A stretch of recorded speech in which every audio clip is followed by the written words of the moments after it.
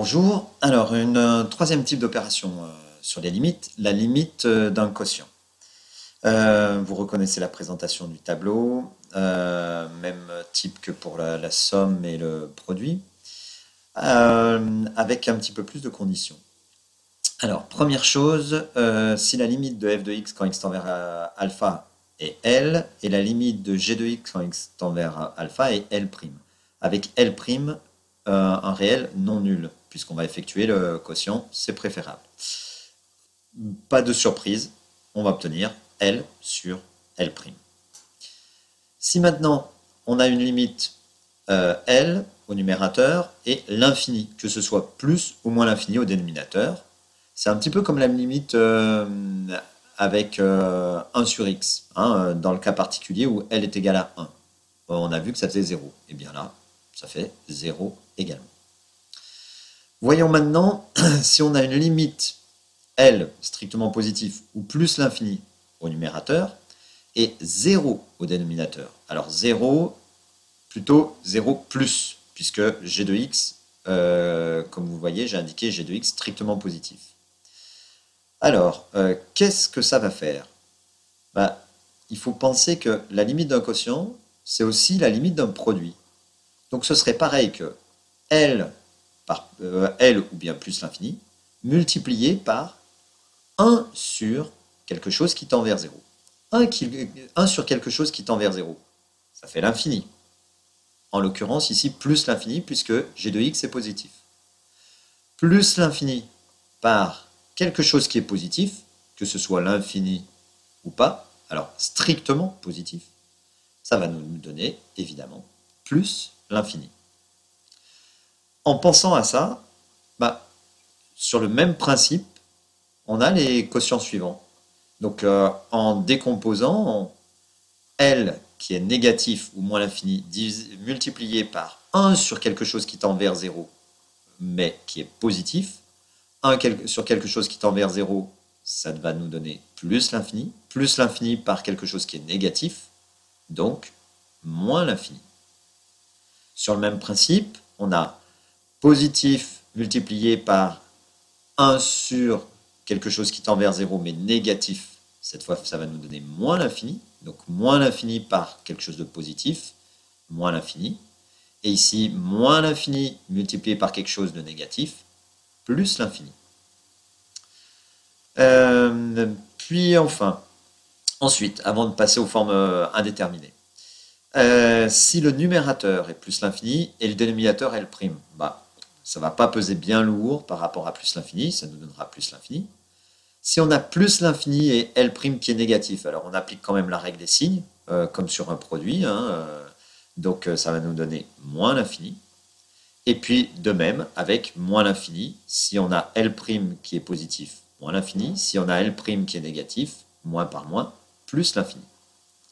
Les formes indéterminées, c'est comme on l'avait vu sur les suites numériques, si on a l'infini sur l'infini, on a une forme indéterminée, ou si on a, 0 sur 0.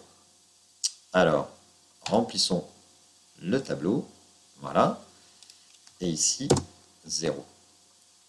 Donc rappelez-vous, pour toute cette partie-là, si vous pensez quotient comme produit, vous arriverez mieux à vous en souvenir. Un petit cas particulier, c'est si L' est égal à 0 et L différent de 0. Alors le quotient va tendre vers plus ou moins l'infini. Si la limite L', attention, je n'ai pas dit qu'on avait un dénominateur nul, c'est la limite du dénominateur qui est 0, donc G tend vers 0. À ce moment-là, on a la règle, sur quelque chose qui tend vers 0, ça va nous donner l'infini, alors plus ou moins l'infini, avec la règle des signes que vous appliquerez. Alors, essayez de utiliser ces règles sur les exemples suivants. Donc là, on a moins 3 sur 2x carré plus 3. On est dans quelle situation? L négatif, x tend vers moins l'infini, donc 2x carré, ça tend vers plus l'infini, plus 3 plus l'infini, donc on est dans la situation L négatif divisé par l'infini. Donc 0. Ok? On est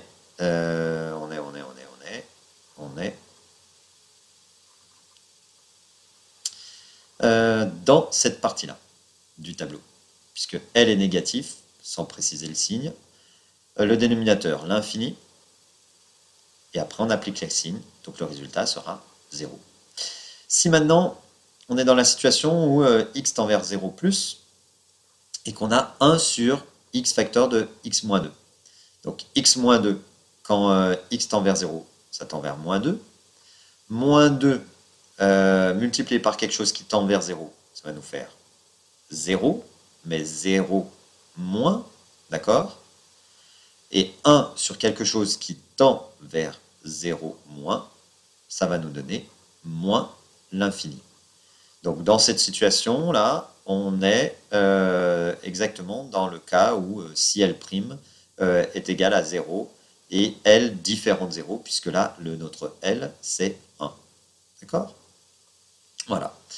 Alors, troisième situation. Ah non, avant, vous allez pouvoir prendre la rédaction des deux premiers exemples. Voilà les exemples. Avant de passer à la suite, j'aimerais aussi attirer votre attention sur une autre façon de procéder pour 1 sur x facteur de x moins 2. On peut aussi dire que 1 sur x facteur de x moins 2, c'est 1 sur x, le tout sur x moins 2. Et à ce moment-là, la limite de 1 sur x quand x tend vers 0 plus, c'est plus l'infini. La limite de x moins 2 quand x tend vers 0 plus, c'est moins 2. Et on se retrouve dans la situation plus l'infini divisé par quelque chose de négatif. Donc ça fait moins l'infini. Je viens de le rédiger là pour vous. Voilà. Je n'avais pas prévu forcément de le donner au départ, mais c'est en le faisant que je me suis dit qu'on pouvait procéder aussi comme ça, et par quotient, évidemment. Vous pouvez le prendre. Hein.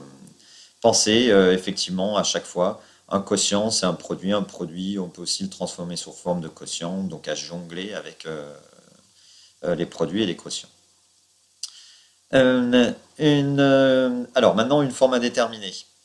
Voyons voir dans quelle situation. Exemple, 1 sur x moins 1 sur x carré. 1 sur x en 0 plus, on sait que c'est plus l'infini.